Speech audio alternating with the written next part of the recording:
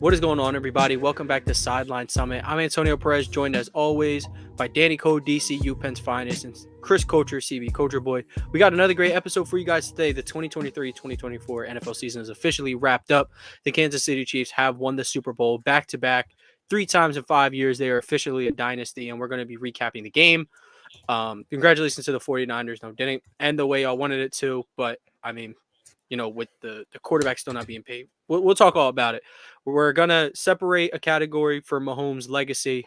I mean, he has clearly stamped himself as one of the greatest ever if he hasn't already, which he has. But we'll go a little more insight. How much more chasing Brady will he have to do? Does he have to chase anybody else? How far can he go? We'll talk all about it. But the bulk of this episode, we're going to be talking about every single trade from the NBA trade deadline.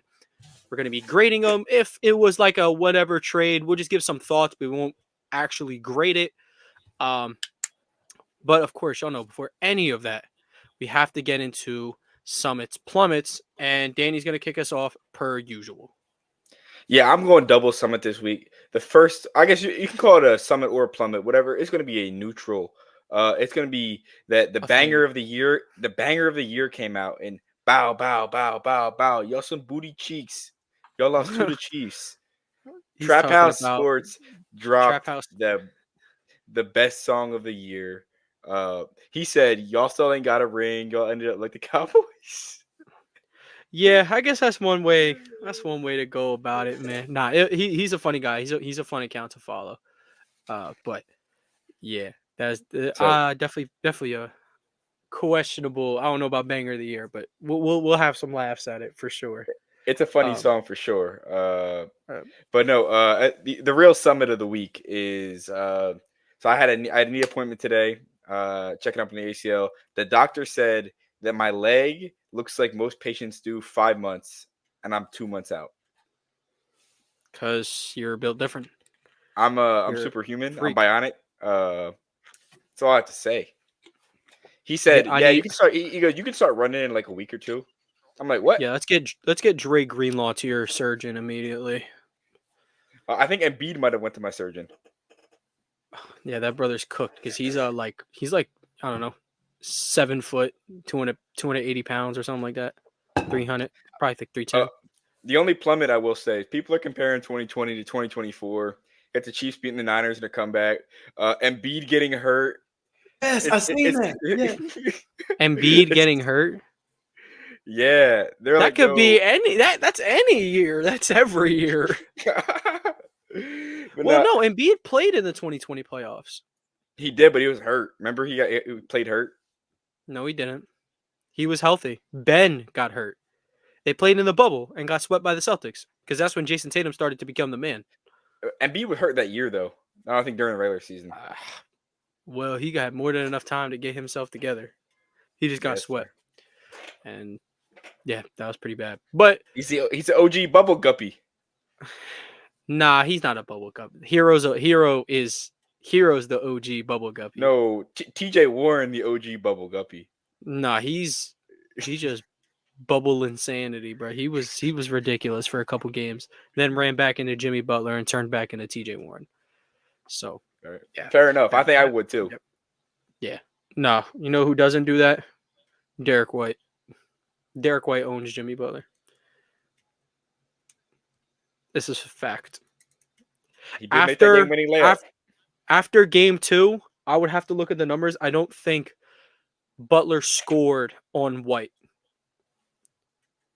for the rest of the series. Like, because Derek White was literally just forcing him left, or if Butler did get right, he would just send him all the way to the baseline, and Butler's ankle was too messed up to really elevate like that. So it was I don't know. He's a fraud. He nearly sent my team home off free throws. I can't believe that. Damn, it sucks. JT rolled his ankle. We'll be back though. But Chris, summits and plummets. I don't know. What is my summit? I don't know. Didn't Lakers win like 6 of their last 7? Well, that doesn't matter. We still have Darvin Ham's coach. Nobody cares. Until he's gone, we're screwed. But okay, I'll say My plummet. My summit is the All-Star Weekend this weekend. I've been looking forward to it. I'm one of the few people that still looks forward to All-Star Weekend like I'm a little kid. Like I remember that time of my life just waiting for it to come on, bro. I just wish that they would do the jerseys to where every team wears their own. And like with how many jerseys the league has now, like could you imagine the East wearing the city jerseys and the other one wearing the statement jerseys? Like, just what it would be like with all different colors. I think that'd be cool. But yeah, I'm looking forward to All-Star. And then I would say my plummet. It can't be Darvin Ham for a 5th straight week, man. No. Darvin Ham, he's off my books. I don't even care about that guy anymore. My plummet is the second apron in the NBA. Now this sounds weird, but this is my plummet. I hate the fact that good teams can't sign like certain buyout guys because of how much they made like previously because of teams that are approaching the second apron. It kind of like makes the buyout market a little crappy a little bit. I know we probably don't get into a little bit with the trade deadline, but like just seeing like teams have to pass on certain players who are good, or seeing a team have to trade somebody like a Gordon Hayward instead of buying them out, stuff like that. It just made the trade deadline a little less lit than usual. So I'll say that's my plummet, just that new rule. Yeah, and you blame Grant Williams for co-signing on that. So he is our NBA PA vice president. I would say my summit, Brady fans, super insecure, and I love it. Because I think a lot of people level-headedly, and we'll talk about this more later, believe like Mahomes is not necessarily the GOAT yet, but he's on pace to do so. But when you say that, a lot of Pats fans are like, oh, well, he still has this much to do and this much to do and da-da-da, and Brady beat him in the Super Bowl. First of all, pipe down. He wasn't on the Patriots when he beat him in the Super Bowl. Second, kind of looking back at, like, I just don't know how you think that's like, it's like, oh, Brady, like, outperformed him. Yeah, they played 2 completely different defenses with 2 completely different offenses. So, I don't know. I just hate quarterback one-on-ones. But I do actually have another summit, and it's that Kristaps Porzingis is a Boston Celtic, and I can't exactly explain. KP has a reputation of kind of being soft. A lot of people kind of thought he was soft. He didn't like playing with Luka. He wasn't getting the touches. He's, always missing games. I'm not out on the missing games. He's missed some games for us, but it's little stuff. It's, he's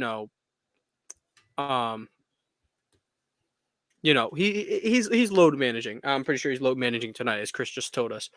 But I don't think we need him to beat the Nets, hopefully. But the Celtics are 3-0 against the Heat with him. And not that, like, Jimmy Butler didn't play last game, but he did play the previous game, and they won by 33. Now, regular season obviously does not matter to the Heat, but why I think this does matter, no Heat fan will admit this. Every time the Heat and Celtics play, it's essentially a playoff game. You want to win this game.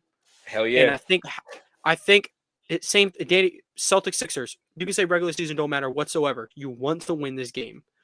And Porzingis just adds this extra element on offense that, not saying Jason Tatum and Jaylen Brown cannot get a bucket in any which way they want, whenever they want.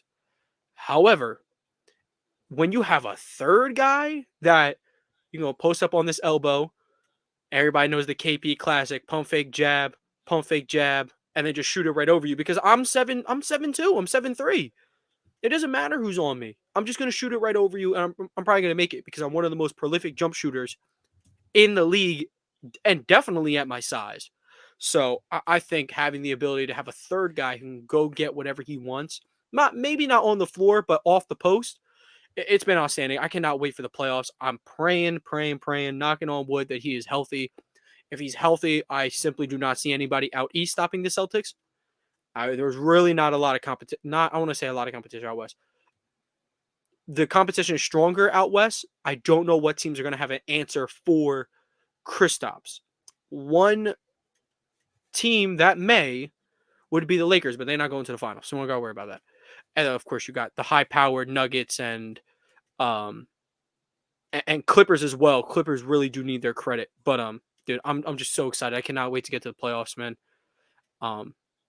I was gonna say OKC, but in a 7-game series, what Kristaps might do to Chet Holmgren could be a little ridiculous. Yeah, it would get bad. Chet is a phenomenal defender. Please do not get me wrong, but he's shown a little weakness to guys who want to be a little bit more physical on that post. And while Kristaps is no skinny, he can bang down low. Pause. Okay, let's talk about football. Wait.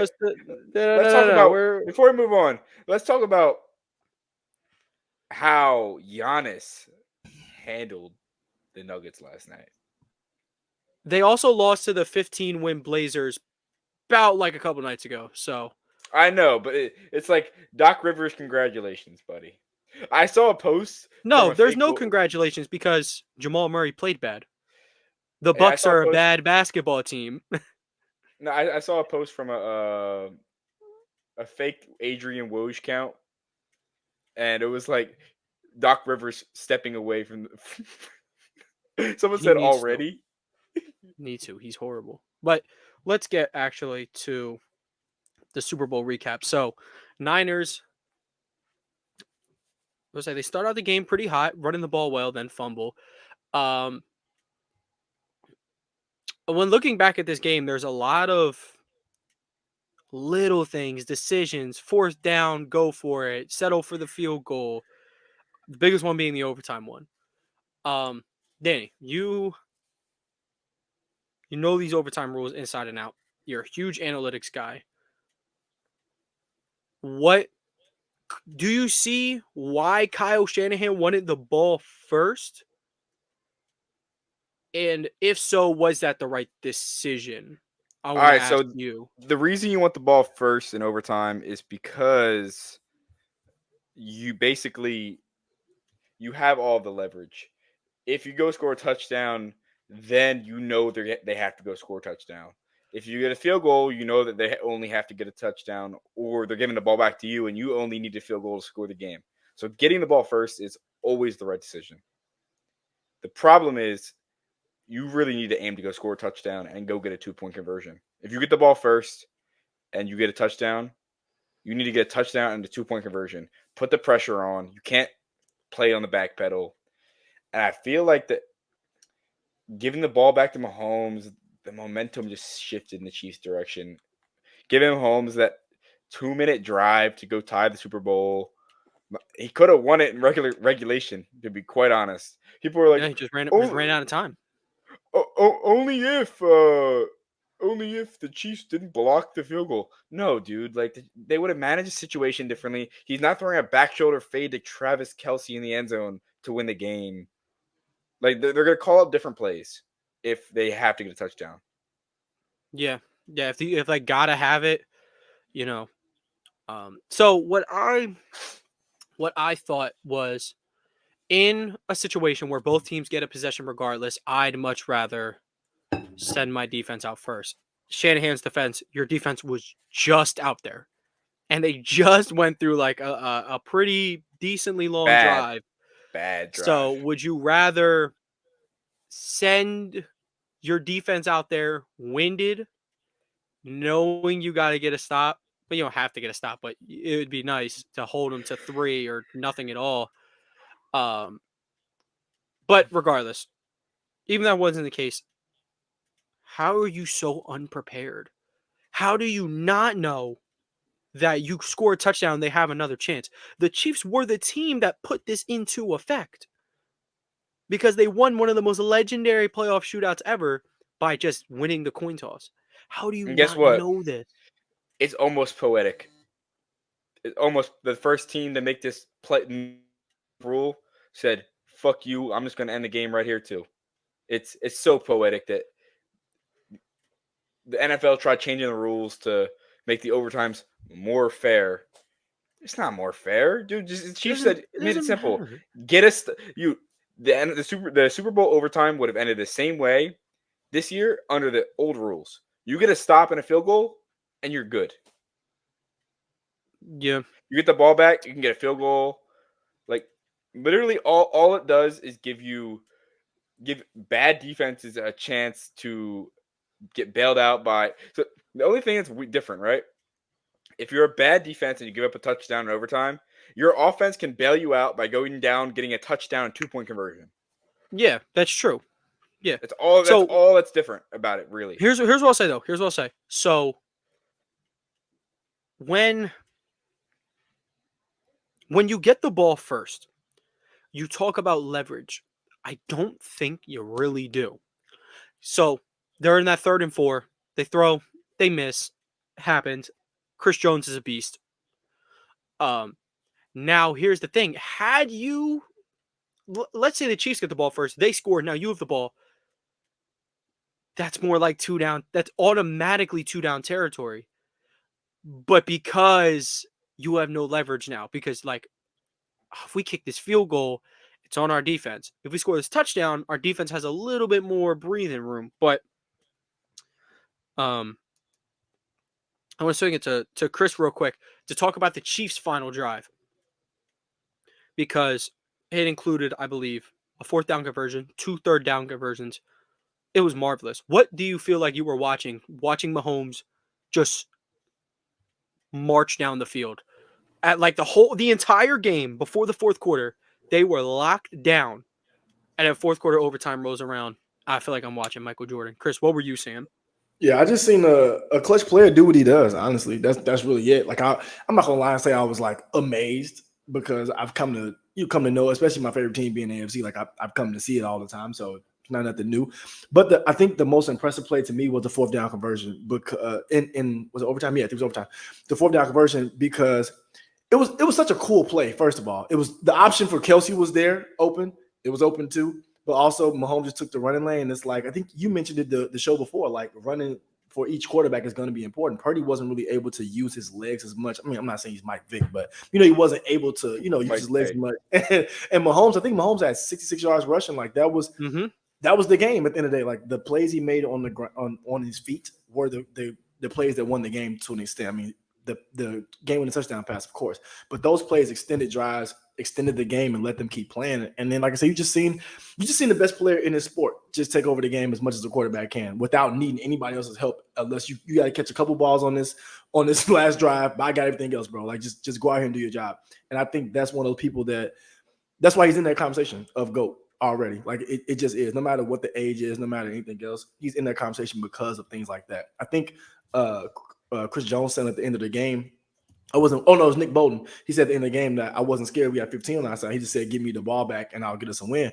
And like people say that about their quarterback all the time, and this is not even a diss, but saying that about Jared Goff, it feels different than saying it about Patrick Mahomes, even if you're on that team, because not saying you don't believe in Goff, but you've seen Mahomes do it 5-10 times in those situations. So I think it was just Mahomes showing who he is and just showing why he's the best player in the NFL and the 3-time Super Bowl MVP. Golf Stray is due every single episode. And it's crazy because I was just going to show Goff some love before I did, but he was on my brain because I was watching some on TikTok. And he dressed up as like a backup quarterback for some school, and he was like just like kind of. Oh yeah, that video. Yeah, that's really why it came to my head. My bad, Jared Goff. I wouldn't even hate him. Bro. He like I always think about that sometimes. I always think about it. Those quarterbacks who like dress up and then go to like the high school camps or whatever. Imagine they go and they just suck. Like they're missing. They're just airmailing that day. Nah, he started out bad and then he started like really getting it on. But how do the kids just not notice? Like you can't look someone at long enough, but like you look familiar. My only guess, I only pass I'll give him is he had a helmet on, so maybe that's what's throwing it off. We got 7-on-7 helmet. Come on, man. But I would say we can't talk about the Super Bowl without talking about the job that Coach Spraggs did. With this Chiefs defense really makes this version of the Chiefs feel very Patriot-esque. You have the GOAT, one of the greatest tight ends of all time, if not the greatest tight end of all time. Good enough receivers. Just barely good enough. Julian Edelman's better than all these bums combined. I'm not trying to diss him, but just good enough. When Wes Welker left, a lot of people were like, who's going to be this number one? And someone stepped up. And then this defense is just so good. It's so good. And what Spags is able to do with these DB blitzes, it's phenomenal. And I think that he blitzes his DB so much off the edge that when you game plan so much to defend the edge, that middle just becomes a lot harder to defend. And we've seen Chris Jones literally disrupt the game, literally ended the game for the 49ers by making Brock Purdy overthrow the shot to Debo in the end zone. I believe that one was, I think third quarter, third quarter or fourth quarter, made him settle for a field goal. And then in overtime, he had two guys wide open, and he sailed it. And that's not Purdy's fault, but that's just how good Chris Jones is. Mind you, Chris Jones didn't have a sack, but he was everywhere on the field. If you ask Steelers fans, Chris Jones was a fraud, and he did nothing because he had no sacks. But nah, he was completely disruptive. And there was one play on the final drive I pointed out to Danny that McDuffie blitzed through, I believe, like the B gap or something, and just blew the entire play up. Play stood no chance. I don't think it was like critical. I don't think it was a third down or anything, but McDuffie timed it perfectly, and he played a phenomenal game, like amazing game. He did, and I think my Greek brother George Karlaftis, him and one of my favorite linebacker prospects coming out, Leo Chenal, balled out. These two really stepped up for the Chiefs, and it's kind of funny. Like, you see the glaring similarities between the Eagles and Chiefs, except the Chiefs has a better linebacking core. Yeah, when that's how far solid linebacker play goes. Speaking of linebackers, that perfectly transitions to what happened to 49ers. Unfortunately, Dre Greenlaw tearing his Achilles just going onto the field. It's super unfortunate because he has had such an amazing season. After the way he finished his season last year, where the Eagles were just running right at him every single play in the NFC Championship game, he's played phenomenal this year. And well, that's what he gets for. I mean, he literally punched Big Dom. No, I'm not gonna say someone deserves to tear their Achilles for punching a fat Italian man, but yeah, that's kind of crazy though. He got unlawfully kicked out of the game. That was his karma for that. But yeah. When Dre Greenlaw went down, it just showed how shallow the linebacker room is over there. And not to say you got to play like Dre Greenlaw, but don't play like an Eagles linebacker. And that's what he did. He was looking like, I don't know who it was, but he was looking like Nicholas Morrow. He was getting tagged up a lot. It's just unfortunate. I think really will speak a lot. The Niners DBs are sorry. They can't cover the Chiefs. They can be. Dude, they can't cover the Chiefs wide receivers. The Chiefs have some of the worst wide receivers in the NFL. They rely on Chase. They rely on Chase Young and Nick Bosa and Hargrave to get home. And when they didn't get home because they're playing a good O-line, they were screwed. Because MVS was cooking you. Justin Watson was cooking you. He dropped a big long catch. Like, you're getting cooked by UPenn legend Justin Watson. You're getting cooked by that's insane, Marquez Valdez-Scantling. You're getting cooked by Sky Moore. Sky Moore made an appearance on the television. Bro, you let Sky Moore on the TV. It's pretty bad. Does Kadarius Toney get a ring? Kadarius Toney does get a ring. Super Bowl champ. Super Bowl champion, 2-time Super Bowl champion, Kadarius Toney. Kadarius Toney played such a huge role last Super Bowl. You'd think he would just went off this year, but things never connected. It's kind of like Dorial Green Beckham. That dude had all the tools. Danny, every single tool in the toolbox. It just never worked. Dorial Green Beckham was one of the greats, dude. He was 6'4". He was fast. He was strong. He had the tool. He had the goods, man. It just never panned out. But back to some of the 49ers. Justin Blackman is the real what if. Yes. Back to some of the coaches, 49ers, Steve Wilkes. He did it. You would talk about bad DB play. He is a part of it. He is a part of it. Though. I think that I don't think he did. He failed to adjust to the adjustment. Coach Reed came out. My dog had an adjustment ready for Wilkes. Showed it on display in the fourth quarter, him and Mahomes. And Steve Wilkes never adjusted. And And speaking of that overtime, your offense only settles for 3. You gotta be more aggressive. There were back-to-back plays that Romo called out. It was 2nd and long after I believe it was MVS. He ran backwards. He didn't mean to, but he tried to stay up and it didn't pan out well. The next play, they give him space. It's a 2nd and 14 or something. They let him get a quick 6-7 yards. Why are you doing that? Play it normal. Because now it turns into 3rd and medium. And that's 3rd and 2 for Mahomes because he's going to figure out. And what do you know? They sent the house on 3rd down, dumped the drag to Rashee Rice, who picks up a critical 1st down. It's malpractice by Steve Wilkes. That's bad defensive play calling. Yeah, blitzing him has not worked all night. Why do it on the biggest play of the game to that point? It's just I don't know. I wasn't a fan. Everyone always talks about Mahomes has this crazy arm talent. You know what they don't talk about? His elite pocket presence. Dude, the way he manipulates the pocket is actually so fun to watch. He just it's going to sound crazy, but no one ever talks about this. You don't really hear people talk about how good he is at just being a quarterback. If he had Jared Goff athleticism, he would still be a top 5 quarterback, which is crazy. Well, his arm talent and IQ alone, it's funny because when he was getting drafted, it was he has no footwork and he's such a project. But this is just the embodiment of it all working out and trusting the process. And Brett Veach will forever be a legend for drafting this kid or getting this kid drafted. He was a scout at the time, but you know what great quarterback is next to be on this list? He's working with a Super Bowl losing offensive coordinator in Shane Steichen. Richardson. Well, I love Richardson. Dude, I love me some Ant Richardson. He might be ringless for a little bit, my man. He will be ringless for a little bit. Mahomes going to be sending people home for a long time. Look, man, Lamar Jackson don't got a ring, man. That's how tough this dude is. Mahomes Josh Allen don't got a ring. I'm not going to say nobody's getting a ring on his watch.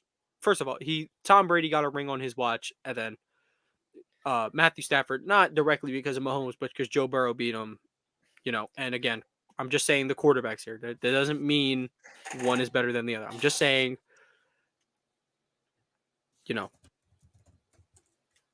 but for this 5-year stretch. Want to hear what's crazy, though? The craziest turnaround of their career.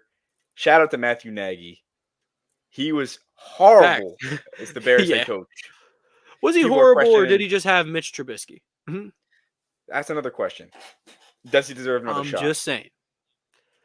Yeah. Y'all recently just cut Trubisky, so that's dope. Yeah, he's welcome to Shanghai. Worst quarterback of everything. Yeah, the odds for Fields going to Pittsburgh has been upping, so we might have a little mutual connection between you two. We are they are the favorite in to land Justin Fields to Pickens will Fields families. Pickett, Fryermuth, Rattler quarterback room. Whoa! And it's whoa! Time out! Because you got to let me cook, right? And then just like the Niners, the late round QB turns out to be your best one. Bam, takes out to the Super Bowl. Justin Fields, Pickens, Fryermuth. I'll be there.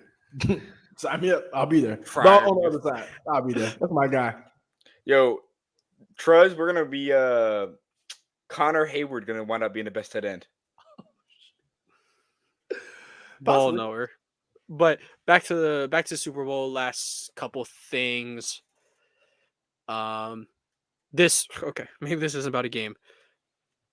Usher and Alicia Keys. How many bodies is that? Yo, 100. That 100. 100. I think that's 100. 100. A hug from behind and a hug smile from behind. and a hug from the side. This is 100. In front of 100 mil. It'd have been worse if it's only in front of one person because then people wouldn't have believed it. Now everybody saw it. Now everybody believes it. 100. He said if you lost your hoe to T.I., I'd be like, hey, that's That's T.I. T.I. But Usher, he did it again. He did it again. Oh my God, man. Boondocks never lied, man. They never lied. Boondocks and Slumps is always on point. They always know. They always on point, man. Boondocks needs its credit, bro. Because this Usher thing, bro, he's just not going to stop. So that's how you know we stopped running. We've run out of things to talk about the Super Bowl. We've talked about the OT. I've talked about how the Niners coaches have been utterly abysmal. So let's talk about some GOAT talk. Some greatness, man. Real greatness. This man, Patrick Mahomes, has cemented himself as a top 3 quarterback of all time right now. Call me crazy. Who's your top 5 quarterbacks of all time now? My top 5? Yeah, your top 5. I got Brady, Montana, Mahomes,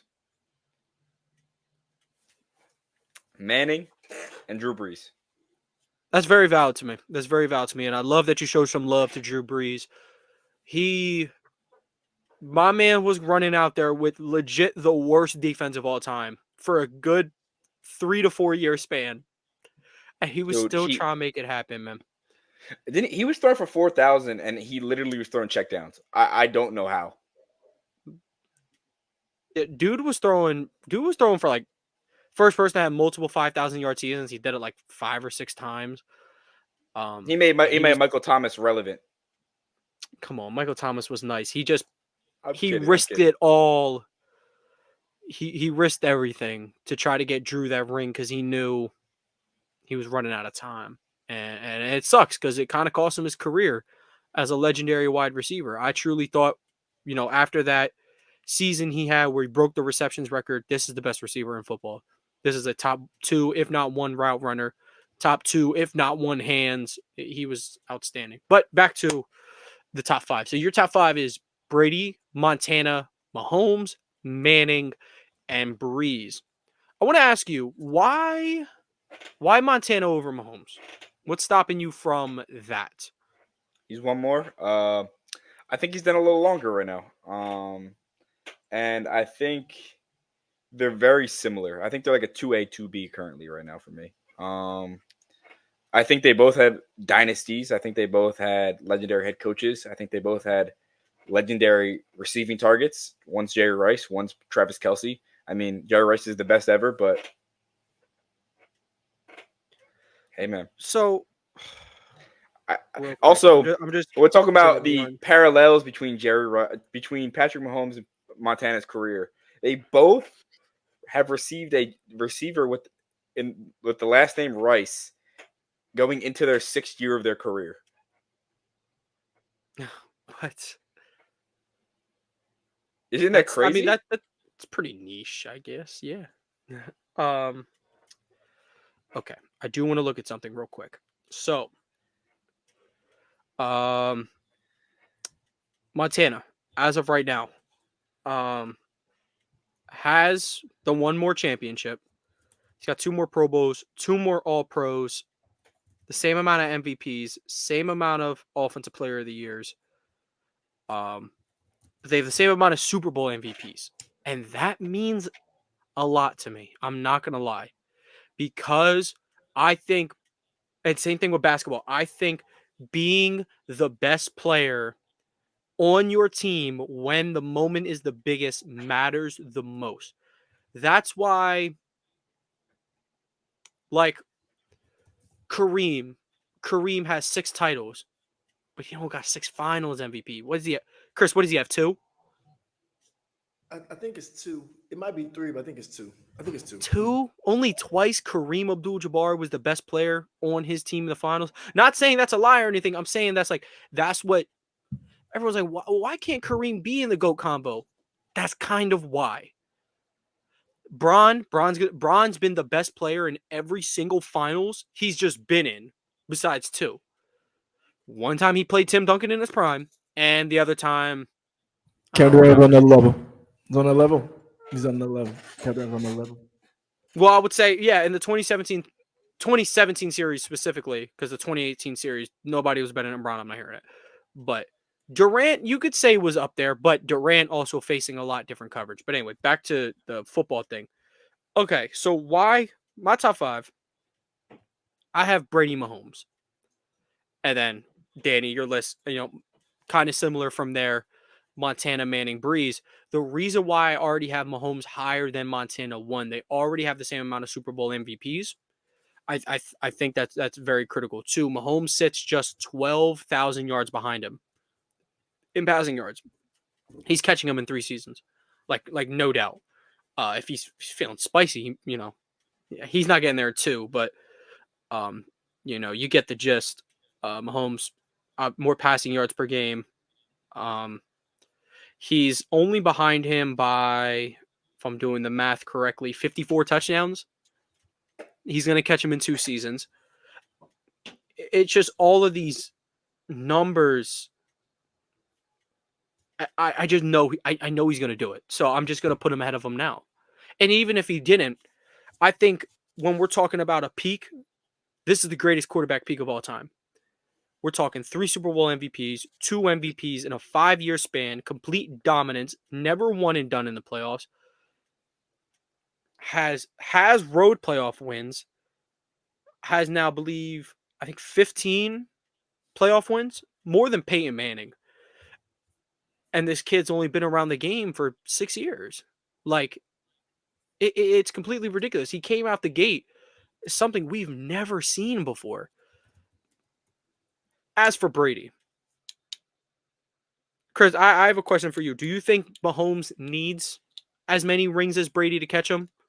Or is there a limit where it's like, okay, he's a better football player, so we'll allow some cutback on the rings? I think the conversations can start with that today because football is one of the sports. Well, obviously, it's only a couple major sports, but football is one of those sports. One of the sports. It's one of I'm sold.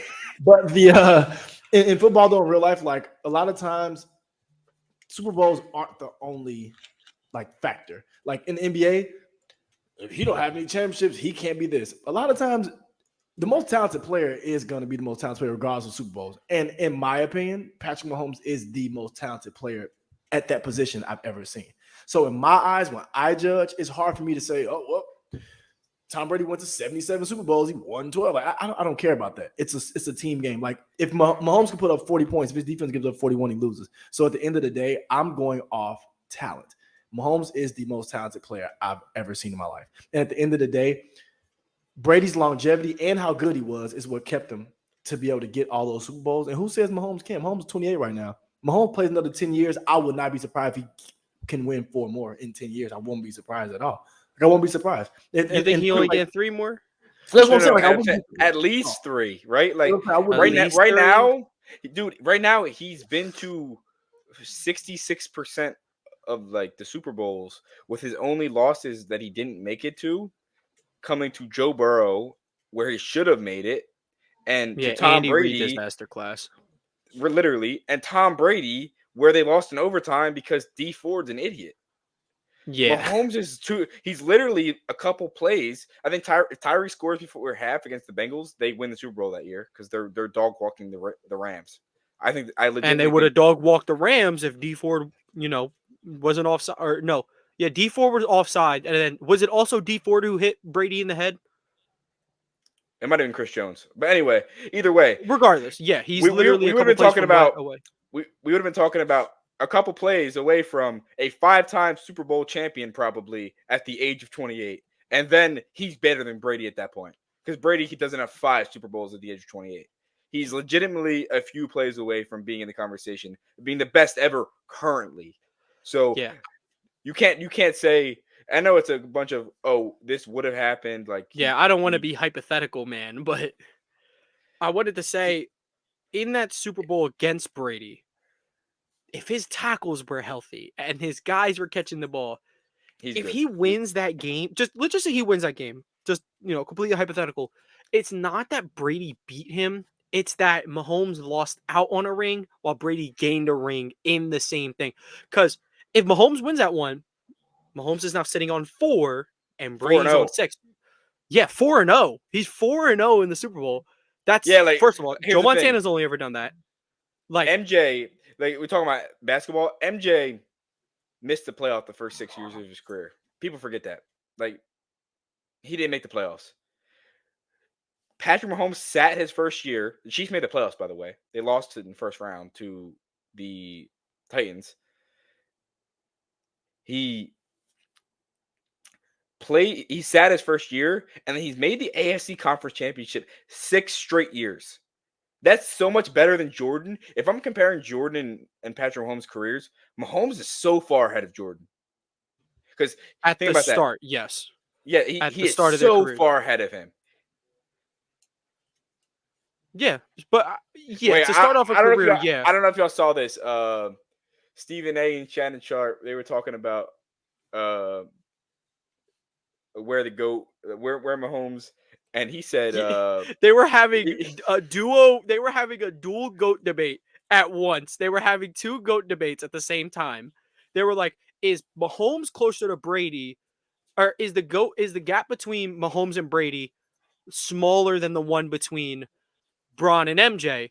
And Stephen A was like, yes, because he doesn't, like, everyone knows Stephen A, he believes there's nothing Braun can do at this point. Wow. Shannon, known LeBron guy, is like, yeah, he's like, because LeBron's the LeBron GOAT. washes MJ and Mahomes is going to be the GOAT. So, I mean, they're having like 2 GOAT debates at once. I'm pretty sure Stephen A once said that, like, if Mahomes lost that Super Bowl to Brady, he can never be greater than him, which is so unfair. How old was he? 25 or 26 at that time? Like, it's so unfair. But, yeah. What are you doing when you were 26? What are we going to be doing? When we're Welcome to 26? LeBron. Welcome to LeBron and Michael Jordan debates. That's how it works. Michael Jordan Oh, so won 6 championships with no losses. No way anybody else can Chris, better than him. Chris, I have a some to try to rank these 3 athletic peaks. Mahomes' career so far, 90s MJ, and 2010s LeBron. Depends on which part of the 90s you're talking about. You're talking about the first part of the 90s MJ? We talking that 8-year span, the whole 8 years. three-peat, gambler, and then Three-peat. extra three-peat. And then on top of that, I need Antonio Brown's career before he went CTE. Don't get you literally just grab the polar bear, just drop them in Arlington, Texas, because Antonio Brown doesn't sit at that table, man. No, you want to drop a receiver at that table, is Mr. Jerry Rice. Megatron. But if anybody else, not really Megatron, but the best peak, if you're counting all those, is Michael Jordan for sure. He won 6 championships in 9 years. Like that. 10 years at that point, from 91, I think he started to, I mean, that's the best. It was an 8-year span, but if we're going the whole 90s, it would be 10 years, but that's the best one ever. That's the best peak in sports, period. And I don't think nobody's be able to touch that unless, like, if Mahomes would have did what Danny just said, he's at 5, then that's beating that. But until then, like no L's, it's tough to say. But you're talking about just player or accomplishments. If you're talking about player, there's not a better player that's ever played the game of basketball than LeBron James in Miami. There's not one ever. Maybe 2017, maybe 2018. That 2012, that OKC ring. Yeah, there's not been a player. The 2018, that 6-year span, unreal basketball. But the only other player I've never seen anything like it. No, I wasn't around for MJ. I'm young. Next to that LeBron is 95 Michael Jordan, because that Michael Jordan was ridiculous. Even as a LeBron guy, 95 Michael Jordan is only person I would ever put close to that Bron, because he was unreal. Like that was like peak him. I think he shot 37. So 95 Mike, 2013 LeBron, game to 12. And I guess if they're going one-on-one, I'm not picking, dog. I'm not doing that. Band for band. MVP. Defensive Player of the Years, it's just bronze is at Marc Gasol's house. On 2 of the best teams ever. Dude, come on. And then we can't even say what year for Mahomes. We don't even know yet. The best could be yet to come. You're ready? You can pick any year you want. Game on the line. Martian's got the death beam pointed at Earth. I want McCole Hardman. Nah, I think I'm good, man. No, I think I'm taking Justin Watson, to be quite honest. I'm not gonna lie with you. Justin Watson was baller. But The yeah, Chiefs really said we want McCole Hardman Over Kadarius Toney. legacy. Dude, you know what's crazy? They traded for McCole Hardman because he wasn't getting snaps on the Jets. He signed with the Jets. He left the Chiefs, and he was that's how good benched. Mahomes is. That's how good Mahomes He was is. benched. That's how great. That's how good Mahomes That's how is. good And that's Mahomes how is. That's that's exactly just what I how was going. That yeah. But yeah, we all agree. Mahomes gonna be the GOAT. He's up there with MJ, Braun, Brady. Or at least he will be. Bronny's Um, Bronny. college career, he's up there as well. Bronald. But we can, speaking of the basketball goats, we are going to be grading the trades from the NBA trade deadline. I'm going to tell y'all the trade. I'm going to tell y'all, grade the trade for this team or grade the trade and grade the trade for the other team. First trade we got up. The Mavs receive PJ Washington, a 2024 second round pick, and a 2028 second round pick, while the Hornets receive Grant Williams, Seth Curry, and a 2027 first round pick. Chris, grade this for your current hometown Dallas Mavericks. An A for a lot of reasons. PJ Washington is finally a player that the Mavs can use, and they don't have to take another guy off the floor to do it. You wanted a little bit of defense, you want a little bit of shooting, you had to swap players. I'm not saying PJ Washington's going to protect the rim, but PJ Washington does use his hands and feet on football on defense, so he helps a little bit. He can stretch the floor, and this is something that a good point that I've made, but also one of my good friends made. PJ Washington's one of the guys to where he can catch the ball in the middle of the floor on the short corner and do something. He doesn't have to just catch it and throw it back. He can catch it and shoot the ball. He can catch it and make a pass. He can catch it and make a play towards the rim, which is huge for them. And then on top of that, you get Grant Williams out of town. Grant Williams is not really good at the sport. He's okay as a PJ Tucker variant, but he's not good at the sport in real life. And I think moving on from him helped open up a way to be able to get Gafford as well. Unreal deadline by the Mavs. Unreal deadline. I think they A+ for sure. And then, Danny, what would you grade it for the Mavs? I give it a B. I don't like what they gave up with Seth. I think they gave up a little bit too much. He wasn't playing. Yeah, Seth wasn't really playing. He thought I know, but I could see how you could get mad at the first round pick, maybe. The first round pick, I know Seth for isn't PJ playing, Washington kind of OD, but dude, maybe it's a little Sixer fan in me. I know what Seth could be. Boy, Seth is washed, my man. It is over. He's not that kid he was. And Seth is 39. That's what I'm saying, man. Why do Philly fans get so overly attached to bums? Like, people were so upset about the Pat Bev trade. I don't care. I don't care about Pat Bev. Well, you're stuck up on Seth Curry of all people. Pat Bev was right, though. You're not better. He said it was right. You got him riding. Why? But why? Cam Payne is a better basketball player. I said that in class. So much better. There's a bunch of Sixers fans in class. I said Cam Payne's better than Bev, and there was like, no, he's not, dude. I'm like, bro, Cam Payne's shooting 40% from three. He's better than Bev, bro. I don't think so either. Well, you know what we'll talk about? Than Bev, bro. Come on. We'll talk about another Sixers. Come on, he's better than Bev, man. Impressive. What does he do better? What does Pat Bev do better in Cam Payne? No, this is my answer is going to be. It's going to make sense when I say it.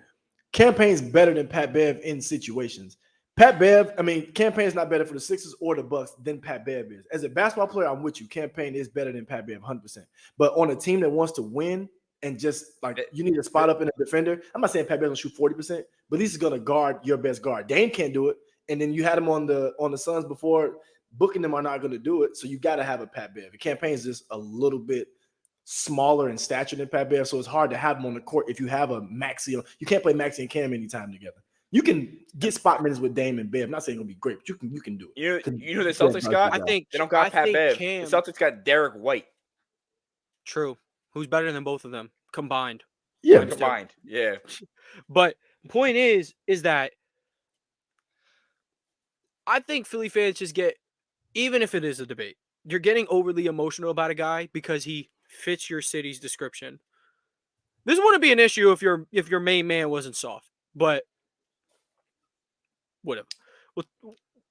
We'll talk about a Sixers trade next. So this one was kind of like a little 3-team action. The Sixers get Buddy Hield from the Pacers. The Pacers get Furkan Korkmaz from the Sixers, Doug McDermott from the Spurs.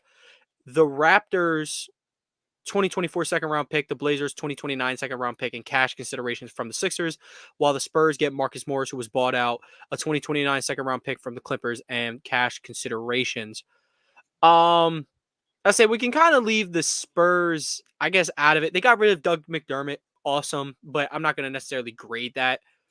I think they're buying out Marcus Morris too. I think. Probably. Yeah. Spurs bought him out, so he's welcome doing back. whatever. Welcome back to Philly, big brother.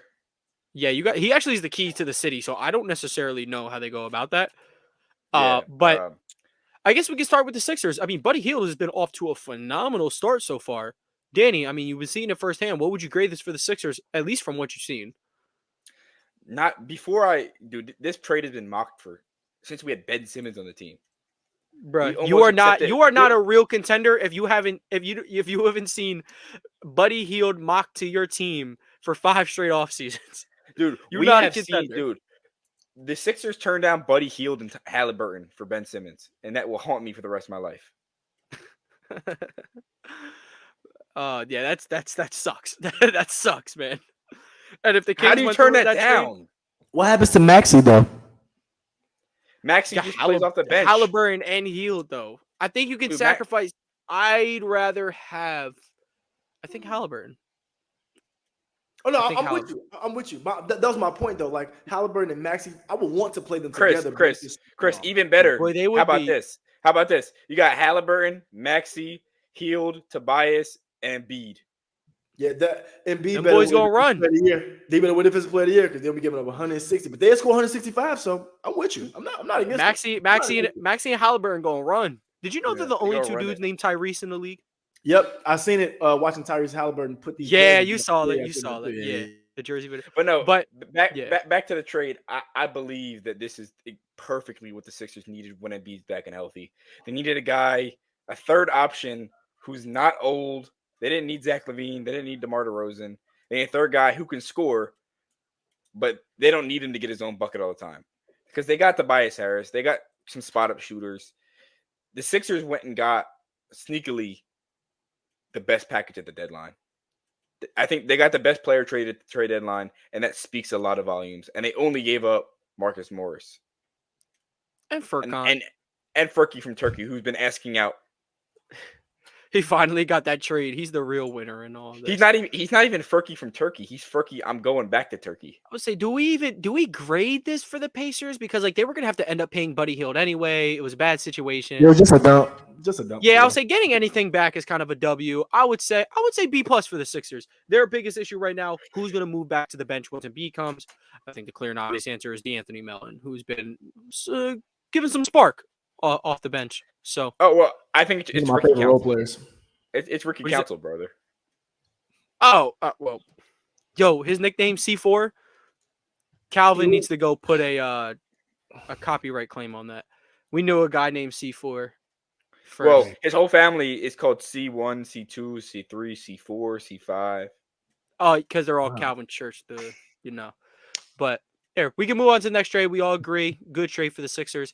Okay, nice. Now this one on the surface is kind of like, no, this is just a bunch of nobody swinging around. But Suns receive Royce O'Neal from the Nets, David Robbie from the Grizzlies. Grizzlies get 2026 first-round pick swap with the Suns, Chimezi Medu from the Suns, and Yuta Watanabe from the Suns. And then the Nets get Keita Bates Diop from the Suns, Jordan Goodwin from the Suns, draft rights to Vanya Marinkovic via the Grizzlies, and 3 future second-round picks. We could really just talk about the Suns here. Royce O'Neal, an actual basketball player. Sort of a W. I got a lot to say about that. And, dude, David Roddy Chris, is a very good defensive presence. He is. I've seen that firsthand. He's a very good defensive presence. He brings to the Suns what they didn't have. Yeah. But, yeah, Chris, if you say you had, a lot to say on that, definitely, floor is yours. I had to put my glasses on for it. Whoa. So, I think this is the best trade at deadline for a couple of reasons. The Suns literally had 0 assets, 0 to move that made sense. and you end up getting a 3-and-D defender, and you end up getting a very young David, not very young, but a young David Roddy who's growing into the league. But David Roddy's a utility type of player. You needed a guy like that. David Roddy reminds me of a Kenrich Williams type of player, like as far as build. And you need a guy like that on a championship team. You need a guy who's going to guard who's a smaller forward, who's going to guard the bigger guys, 3-and-D, do things like that. You got that in Roddy, and you got a proven veteran in Royce O'Neal, who is always going to help a playoff team. I think this is an A+ trade for the Suns because you didn't give up anybody who was really playing. Jordan Goodwin just got cut by the Nets. I think he's on the Grizzlies now. Funny enough, he got cut. Watanabe wasn't playing. Now you have Roddy. Now you already were playing a Koji and Grayson Allen big minutes. Now if those guys aren't going, you don't have to just stay with them. You don't have to stay with Eric Gordon. You have a little bit of variety that you can put out there with your 3 guys and Nurkic and stuff like that. So I think this is an A+ trade for a team who had no assets for real and end up bringing in 2 guys who are going to play. I'm with that. I think this beefs up a Suns team where we're talking about like the end of their starting 5 is already rough.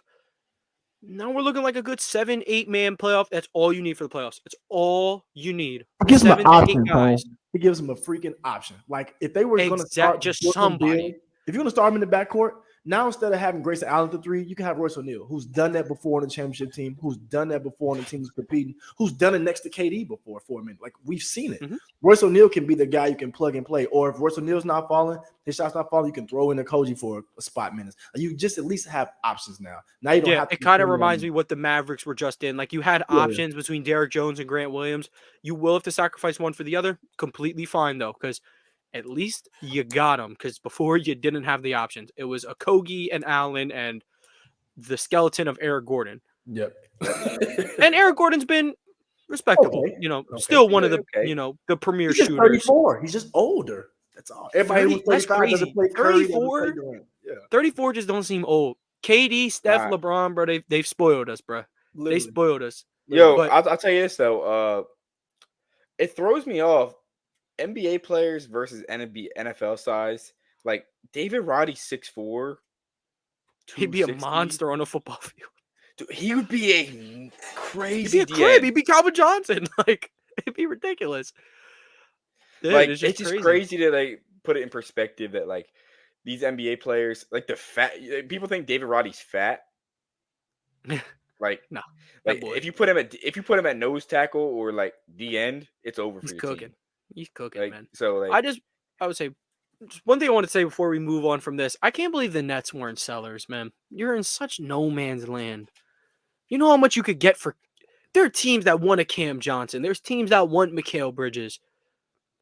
There are teams that I don't really know how much they dying for Dorian Finney-Smith, but good rotational guy that I doubt. Mavs said they want a DFS back, or no? Yeah, and I think they were offering a first-round pick. I wouldn't really give up a first. For 2, and they turned I think down. that wait, no way they turned down. Wait, no. Picks. If you ask me, I think that was the Nets just ploying out their own agenda to. No. Up the trade value. Not just the Mavs. There was a couple teams offered 2s. Like even when they first first-round got them, picks? and I don't know why, but and also too though, if you think about it, if y'all were really people during the deadline, a lot of people were moving those 2024 picks because I told y'all this draft isn't nothing. So if I'm in that, I would have been hard to do, but I'll probably try to wait one more year and see if I can get some picks this next deadline or this next year for 2025 and on. Because this isn't the draft, in my opinion, you trade up or you try to get like a good pick. This is a pick where you stay in the 20s or you try to, like I said, Celtics, Sixers, Heat, Lakers, Bucks, teams that are good that are good enough that are going to have second round picks or like late first, they're going to eat in this draft. The Hornets, the Pistons, those teams are going to suffer because those top 10 picks in any other draft, they're like late lottery guys, So I think that's the only caveat I give to the Nets, the only one. Well, speaking of a team that absolutely was loving the lottery and loves picks, the Oklahoma City Thunder receive Gordon Hayward while the Hornets receive Vasilije Mikic, Trey Mann, Davis Bertans, and 2 second-round picks. I think Bertans is just to make the money match, honestly. Yeah, I mean, he's a sniper, but I mean, I think I could get a bucket on him, to be quite honest. All right, so the 2 big names in this trade, Gordon Hayward, Trey Mann. If you don't know about Trey Mann, you're going to quickly learn this boy's nice. He's really good. almost had a triple W yesterday too. Yeah. The Hornets, they were awesome yesterday. Grant Williams at 21. Seth Curry was looking like pops out there. They got a little vibe to them. They're not winning games, but it's fun. It's just fun. But really, the Thunder here is what we're looking at. How would y'all grade this trade for the Oklahoma City Thunder? You get a do-it-all type of guard in Gordon Hayward, at least when he's healthy. Essentially levels them up from what they were running out there in terms of a do-it-all guy. Remember the days when Gordon Hayward was a forward? Me too. What is he now? You just said he's a guard. I said a do-it-all type of forward. My bad. But I was thinking of Giddey because Giddey's a guard. But I mean, you could. But some people might consider Gordon Hayward a guard. I mean, no, he's not a guard. Anyway. I meant to say forward. Yeah. So the Thunder get a do-it-all type of forward in Gordon Hayward. So yeah, what do y'all think? What's the grade on this? B. I was thinking B minus. I think is okay. He's aging, expensive, expiring contract. It's a rental. You're giving up a young guy. I think giving up Trey Mann for him is really the biggest reason I say B minus rather than B. So yeah, and injury. Close to that same reason. Honestly, I think it's for me mostly. I like that side of it. Bless you, Danny. Bless you twice. I like that side of it. Bless you 3 times. I like that side of it because. Oh no! Wait. Oh, I can't even hear you. My bad. I had to mute myself real quick. No, never tell him bless you on the first sneeze ever. Yeah, please. Yeah, you have to refrain until like the 5th one. I bet you need to wait until there's like a 3-second pause at least. I think I think Oklahoma City. I give it a B for the simple fact that because Gordon Hayward is a rental, and unfortunately for whatever reason, Trey Mann wasn't getting minutes, so it's kind of like a push to a guy you're going to give minutes to because Gordon Hayward should 100% play playoff minutes over Lou Dort and or Giddey, like for a fact. So I think you give yourself a chance. Only reason I don't give it an A, I would have liked to see them go after a bigger fish. I want them to get marketing so bad for so many reasons. They need a person who can shoot. They need a marketing. Rebound. And I thought this was the time to where you get a marketing with that expiring Gordon Hayward contract. You attach 4 of those picks that you already have. I would like to see that, but not saying they can't do it in the summertime because Gordon Hayward's going to be up and stuff like that. But I know people's contracts starting to kick in. You got to figure out what you're going to do with Giddey, send him back to Australia, whatever he's going to do. You have to figure that out too. So that's the reason why I gave it a B. I thought they could have done a little more, I think. Yeah, I really wish they would have picked up a really good rebounder. So I agree. I think Gordon Hayward legit does everything that Giddey can do, but better and without talking to minors. So I like it. I would give it a B plus. I think he'll fit their playoff rotation very smoothly. He doesn't take shots away from Chet and Shea and J-Dub. He's cool guy. And he's a cool guy. I like this trade. And, why Danny said B minus because they had to give up Trey Mann. It's just a loaded room, man. It's unfortunate. I do get it. Like, you'd rather keep Trey Mann and get him a ball. It's just hard. Yeah. They're a lot deeper team than I think even people give them credit for. Now, I will say, you gave up 2 second-round picks. Like, that's it. That's it. This trade deadline. Why do you have all these picks, Sam Presti? Why do you not have Larry Markkinen on your team right now? Why do you not have? You can even go get Andre Drummond. The man's one job, the one thing he does good, is rebound the hell out of the basketball. Can I tell you what I think my plan is? What I think Presti's plan is this? I want to tell you what I think it is. I want to see how you are able to even dive inside this dude's head. I got a feeling, bro, and this is gonna sound so stupid, but walk with me when y'all see what I'm saying.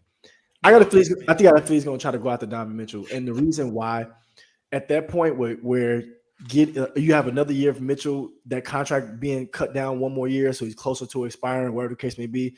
You have all those picks. If Giddey shows anything, like the first couple years, people were kind of gassing him a little bit. You have another asset in Giddey. You have a lot that you can go and get a Donovan Mitchell type guy, and I think that's a superstar. That's the superstar that you make a trade for, and that's my hope. I'm hoping that's Sam Press because I think he's one of the smarter GMs in the NBA for a couple of reasons, and I think that's my thought. He's gonna try to make a swing at a big fish, not an MB because that's not happening. MB's not getting traded, but a Donovan Mitchell, that type of guy. I think that's Presti's plan, because especially if he didn't move out the marketing where you had an expiring deal in Bertan. I mean, a deal you can move in Bertan that's basically expiring as a team option next year. That's my thought. I think they go after like a Mitchell when it's time. That's my thought. Gotcha. Yeah. So we all agree around that B range for Oklahoma City, Charlotte. Hey, you get Trey Man. That's pretty dope. You get to take on a big contract, whatever. New York Knicks get Alec Burks and Bojan Bogdanovic for Evan Fournier, Malachi Flynn, Quentin Grimes, Jalen Brunson's friend from Villanova, 2 future second-round picks, and some cash. Chris, how are we feeling about this? Jaded. I have jaded feelings. Like I promise I want to give it an A, but at the same time, I think they made the trade like Julius Randle wasn't coming back, and it's almost weird because it's like when Randle's back, you can't play Bojan and Anunoby together, and they won't be able to be on the court together because and then is Hartman is going to go. I know DiVincenzo's been on the run, but of course you're cool with cutting DiVincenzo's minutes, but like, where are these guys going to play? Like at the point, I think if Julius Randle had a season injury, then yes, this is a trade you make for sure. I think they'd have been good with just getting one, just getting Bojanovic or Burks. Now it's good to have both in case injuries happen. I get that, but at the same time, I think it could have. It felt like overkill because they may have thought, or like Randle wasn't coming back or something like that. But at the end of the day, adding talent in the NBA is always good. You want the best players you can have on your team at any point, especially in the East where you got a lot of wings out there. So it's good to have more wing help. I'm always with that. So I'll give it a B+ just because it's great to get talent without really giving up a lot. They didn't move any first round picks. So they're still in the Donovan Mitchell sweepstakes too when that time comes. So I think it was a good deal overall. So I'll give it a B+. I would say for the Knicks, I mean, if there's one guy who ain't afraid to cut somebody's minutes, it's gonna be Tom Thibodeau.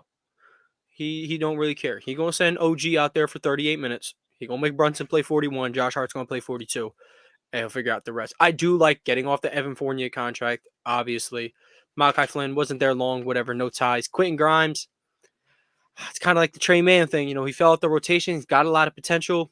We're gonna have to cut ties though because what we doing now don't got the time to be developing and whatever. Trading Ryan. Trading Ryan hurts the vibe a little bit, but no, whatever. It's not like he was doing much.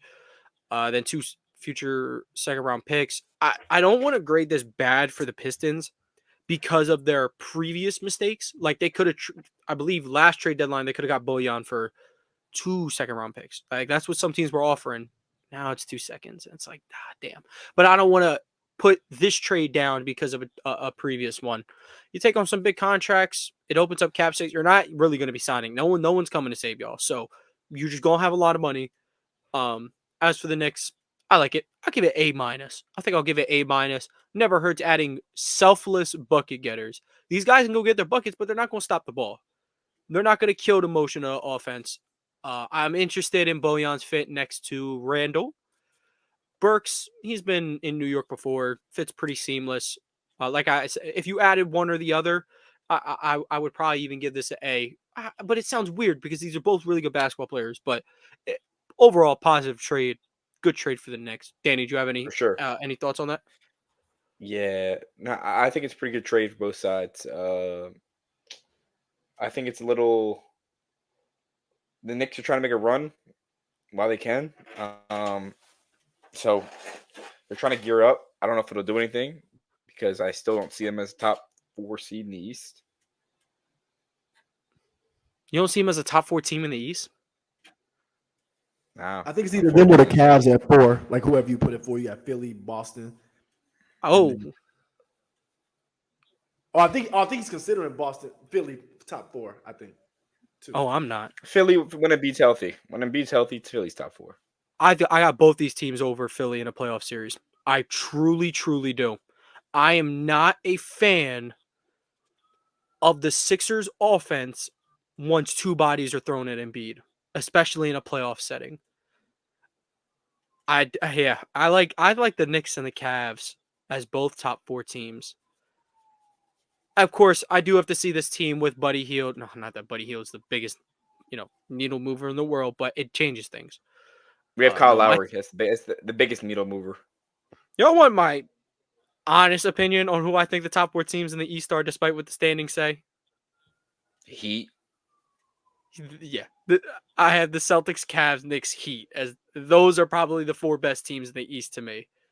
The Bucks don't scare me with Doc Rivers. Yo, Chris, guess what? This is what trauma does to you. Screw no. It's because the Heat are a good basketball team. The Heat are a good basketball team. They have simply just got the worst injury luck this year. Jimmy Butler, unfortunately, out due to a personal matter, a family death. Prayers up to him. But Bam ain't been healthy. Jaime's been in and out of the lineup with injury. Hero White. Oh, Chris, I told Tony this. So when I was in Miami last week, I went to the Heat Stadium, checked out team store. So they got players' names that flash up on the stadium. That shows their face, and they're like, it's pretty cool. It's like LED screen. Guess what player popped up the most? Tobias Harris. No, dude. RJ Hampton. Oh, for the Heat, I'm tripping. I thought you said the Six-man bag. RJ Hampton, dog. Dude, RJ Hampton. I can't wait for his smooth 12 points per game on 45% shooting from 3. Little Elm, Texas native. Also, a cool story about RJ Hampton. My first year down here, I went to see RJ Hampton play against Tyrese Maxey in a game here in Texas. And I found out that RJ Hampton's dad is making his kids fail on purpose. RJ Hampton is a year older than he's supposed to be, and his son is 2 years older than he's supposed to be. His other son is 2 years older than he's supposed to be. He's only a sophomore. He's 16. But I mean, I'm sorry, he's going to sophomore year. He's 16 already. Yeah, bro. They held him brutal. back. That's what the Hamptons are doing. Sorry for spreading propaganda on here, but I found out. I had to tell you. Yo, he's breaking news. All right, we have a bunch of little trades. Propagating. I'm just gonna say the trade. Y'all are gonna give like a just good or bad. So Nets. What a start, man. Nets receive Dennis Schroeder and Thad Young, and Raptors get Spencer Dinwiddie, who Spencer Dinwiddie was bought out and went to the Lakers. And the Nets brought out Thad Young. He just signed with the Suns too. Yeah, so it's just Dennis Schroeder. It's really just Dennis Schroeder moved to Brooklyn. So W for Brooklyn, I guess. W. Yeah, I mean whatever. Beverly for campaign and a 2nd-round pick. Gas for no, not really. It's all right. See for everybody. Like, is it just okay? Thanks. It's just me. It's just not something to get emotional about, in my opinion, like at all. Okay, Mavs and Thunder 1st-round pick swaps, whatever. Springer to the Celtics for a 2nd-round pick. Underrated. Yeah, that pick's not doing anything for Boston. Jaden Springer, great defender. I'm not going to talk about his offensive upside because that is certainly questionable. Blazers add Banton from the Celtics for a protected second. Celtics get a protected 2nd-round pick. Actually, it's a top 58 protected pick for Delano Banton and cash. Delano Banton fan. Yo, question about the Sixers and the Celtic trade. Who is the most hyped up Sixers prospect to never be Zaire Smith or Jaden Springer? Zaire Smith. Y'all drafted him over Mikhail, so. And he kept breaking his foot. Wait, we didn't draft him over Mikhail. We drafted Mikhail and then traded him. There's one more critical trade we didn't talk about. Daniel Gafford for Rashawn Holmes. A to me. That's exactly what you needed. You needed just another Derek Lively. Like, you needed another guy gonna grab boards and play D. A year and a half to keep developing too. Daniel Gafford helps that because now you can play Gafford maybe 30 minutes when it gets time in playoffs and still have Lively grow into his role. And next year, Lively can take place. Just give him time to really feel this roll out in the mass. Yeah. Okay, definitely not talking about all of these. Robin Williams was traded then cut, so who cares? Jazz and Olynyk and Agbaji for Porter Jr., Lewis Jr. 21st. There's 2 mid teams having at it. Daniel House is not on the Sixers anymore. God is good. Congrats, Danny. Corey Joseph not on the Warriors anymore. That kind of sucks. Funny enough, they sent them to Get the a ring Patriots and and they were playing them. So he just walked over to the bench. I get a ring and I bring it home like I'm Corey Joe. Man. Pistons, Fontecchio Fettuccine cheese. for Kevin Knox. Who cares? Monte Morris was a good ad, I think, W. for Yeah, W. the Timberwolves. I believe I don't think we got to touch on that. But yeah, Monte Morris for the Timberwolves, great backup point guard action for, and only took Troy Brown Yeah, W. and Shake Milton. Hey, Pretty solid. I'm about to say only I Troy like Shake. Brown. Don't forget about Shake. Yeah. Bring Troy Shake Brown, the back to worst Philly, wing I've man. ever seen play Bring in the Shake, NBA. bring Milkshake back to Philly. Yeah, Troy Brown. And then last one I'll say is Celtics get Xavier Tillman for Lamar Stevens and 2 second W. Great round trade. picks. That's an A. W. That's an A. W. Yo, I'll Look, tell you this though. one thing my GM is gonna do, he never gonna be satisfied. Make something out of nothing. Well, I'm gonna tell you Every this time, though. Were you there for the Shake Milton 30-point ball game? I wasn't. I watched it. I wasn't there though. Shake Milton's a bucket. I watched He that a bucket, game, man. I watched that game and was convinced that he was better than James Harden. Yo, that's insane. When But Shake get going, he'll give you some nice mid-range buckets. You'd be like, "Who is this guy? Is this Chris Douglas Roberts from?" That's what I'm saying, dude. Yeah, I like Shake. say, do we have anything to say before we get on out of here? I would say those trades pretty much wrap it up. The rest were like we already talked about. Nothing big like Steven Adams or whatever. So, all good. All right. Nope. Well, thank you guys for tuning in. If you're watching this on YouTube, make sure you like, subscribe. We're getting super close to 250 subs, so we really appreciate all the love that you have been showing. Make sure you leave a comment as well. Turn on post notifications. And if you're listening to this on audio platforms, please leave a like, subscribe to the show on wherever you get your podcast. Download if you like the episode. Leave us a 5-star rating so we can keep climbing up these imaginary charts that I think we're on, but probably not, somewhere down there. But from Two Tone Drip, Culture by Migos, and DC Comics. Thank you guys for tuning in. We'll catch you guys next week.